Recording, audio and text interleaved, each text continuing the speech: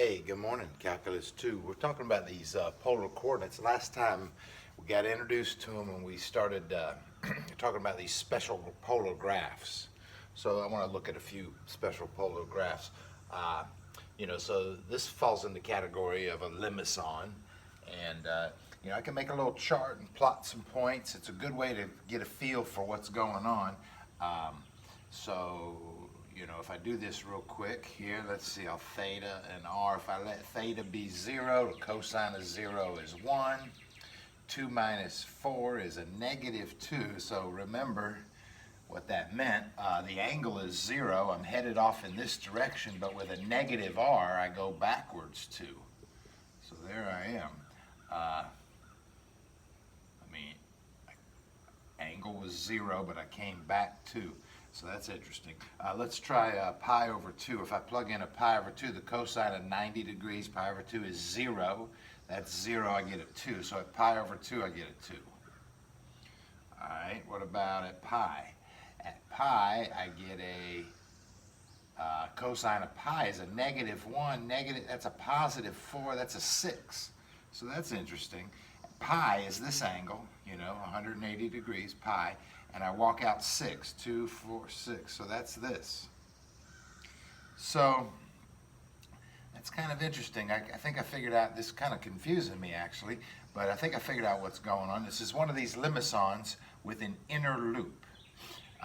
So I believe it goes through this like this. Sorry, let's get rid of that angle. Comes down here. I bet it goes through 2 right here also, and it comes through here, and then it comes inside here and does this inner loop.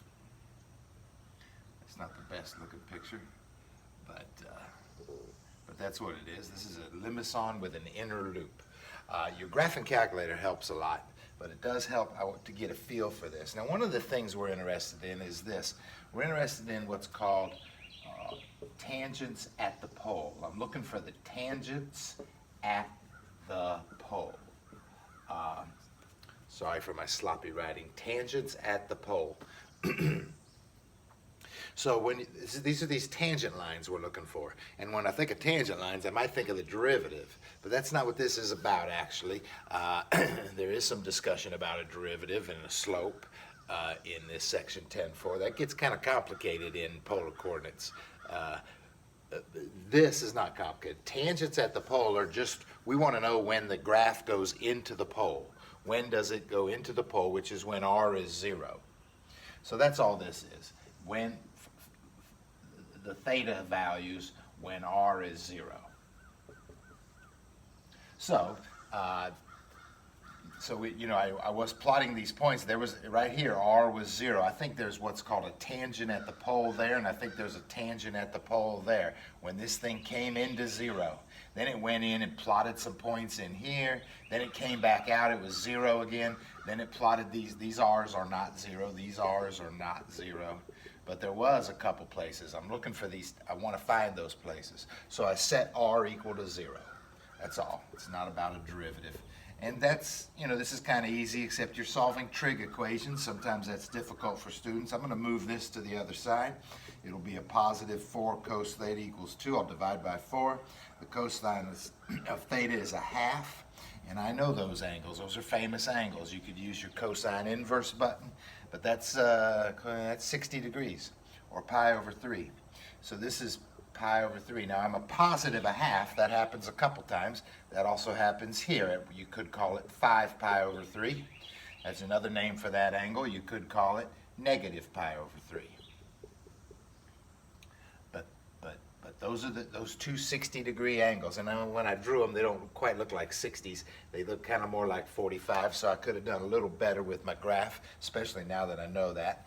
Theta is the solution to this equation is theta is pi over 3 or negative pi over 3, however you want to name those angles. Cool, that's important because, again, we're headed toward finding some areas.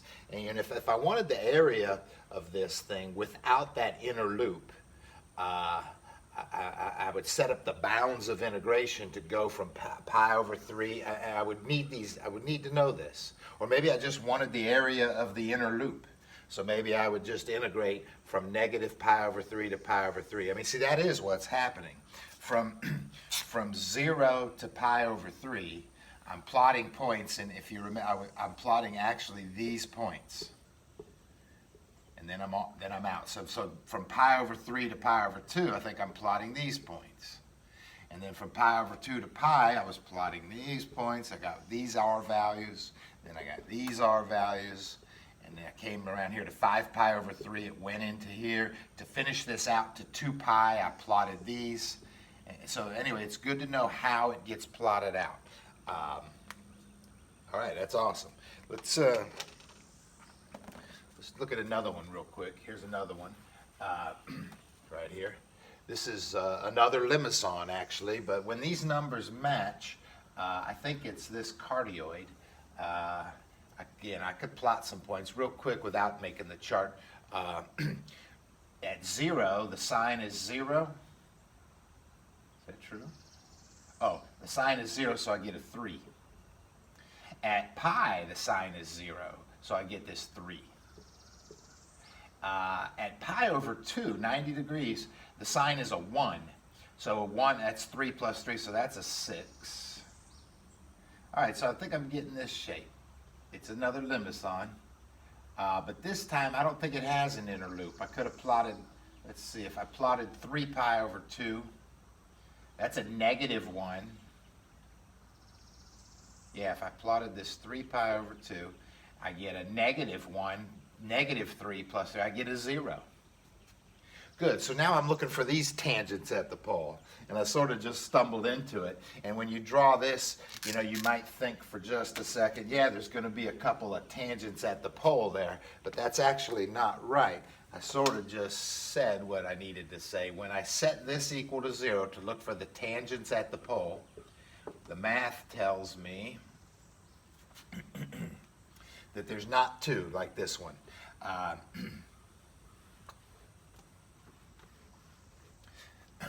When you move the 3 sine theta over, or move the negative 3 over, however you want to do this here, divide by 3, negative 1 is the sine of theta. The answer is not 2 angles. When sine of theta is negative 1, there's only one place, and that's 3 pi over 2, or you could call it negative pi over 2. So there's only one tangent at the pole. So there's not these 2. Sorry about that. It's misleading. In other words, this one comes in here and it's got these 2 tangents at the pole, and this one didn't. I guess it comes in kind of tighter. It comes in at a little different angle, a little bit. It comes in nice and tight there, and so there's only one tangent at the pole right there. Tangent to both those sides, kind of. And that was a limison. That's called a cardioid. This limison had an inner loop. There's a couple different kinds of limisons. Okay, that's good stuff, getting to know these tangents at the pole.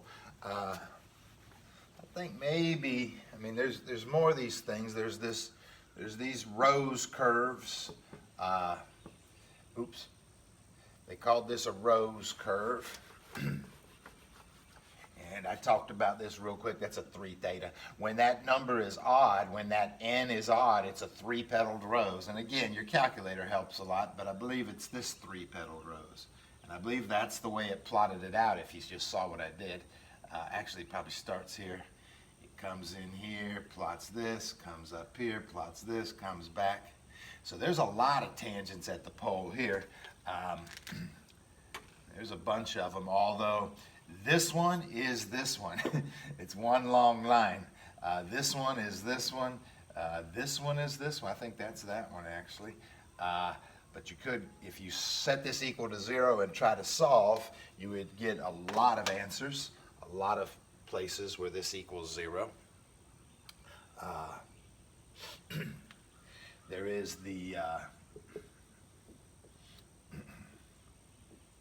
that's about it. There was there are these.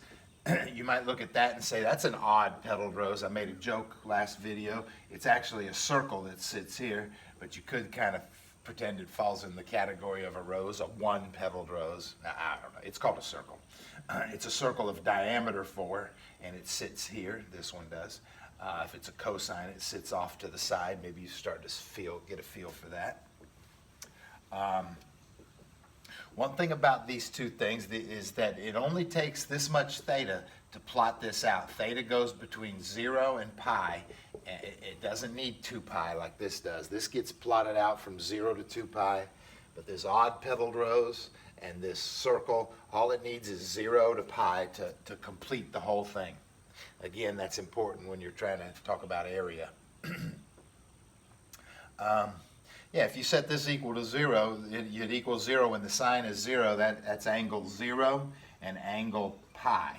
So maybe you call that your tangents at the pole. I don't know, it's kind of one tangent line there.